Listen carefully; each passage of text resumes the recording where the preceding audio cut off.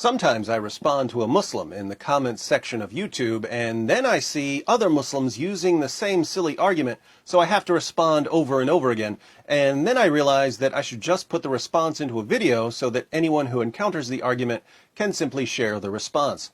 Here's an example.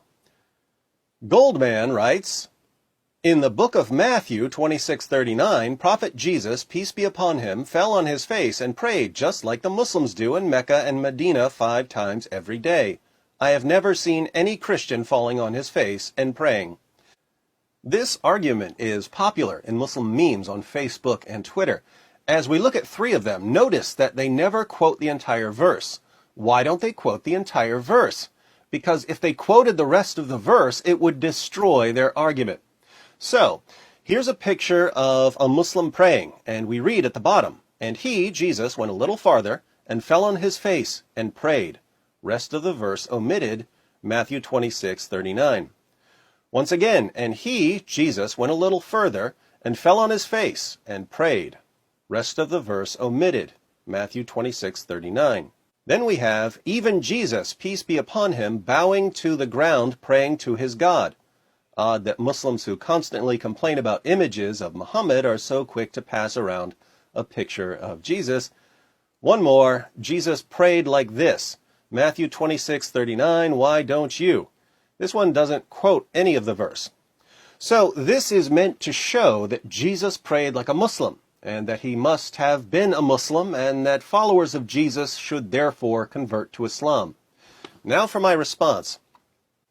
Hi, Goldman. You've never seen a Christian praying on his face because Jesus commanded his followers, when you pray, you are not to be like the hypocrites, for they love to stand and pray in the synagogues and on the street corners so that they may be seen by men.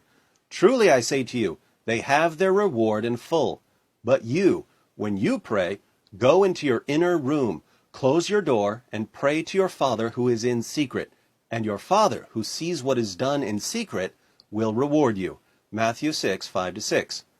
Notice that this is the same book you just cited to show that Jesus prayed like Muslims. Muslims pray in the open so that you may be seen by men. Jesus condemns your prayers. Jesus also said, in the same book you cited, and when you are praying, do not use meaningless repetition as the Gentiles do, for they suppose that they will be heard for their many words. Matthew 6:7. What do Muslims do when they pray? They recite memorized prayers in a language most of them don't understand. Even more hilarious, the exact verse you cited condemns you. And here's why Muslims never quote the entire verse when they use this argument.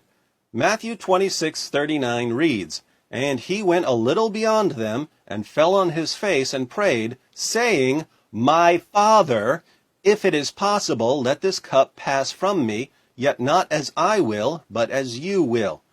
Jesus calls God my Father. According to the Quran, 9:30, Jesus is not the Son of God. Indeed, the Quran declares that Allah is a father to no one. See 5:18, 1988-93, and 21:26. So, if we believe the verse you cited, Islam is false. Beyond this, Jesus prayed in different positions. John 17:1 states, Jesus spoke these things, and lifting up his eyes to heaven, he said, Father, the hour has come, glorify your Son, that the Son may glorify you. Jesus prayed while looking up to heaven. I've never seen a Muslim pray like this. Notice also, once again, that Jesus calls God Father and declares himself to be the Son. So, your proof of Islam is something that thoroughly contradicts Islam. Thank you for proving, based on the teachings of Jesus, that Muhammad was a false prophet. I think I'll make a video about this. Now, when Muslims look up Matthew 26, verse 39, and read that Jesus calls God my Father, and then cut that part off because the Quran says that Allah is a father to no one, and they post part of the verse and claim that it supports Islam, isn't that highly deceptive? Why is this kind of deliberate deception so common among Muslims who are trying to convert Christians? Let me know what you think in the comments section.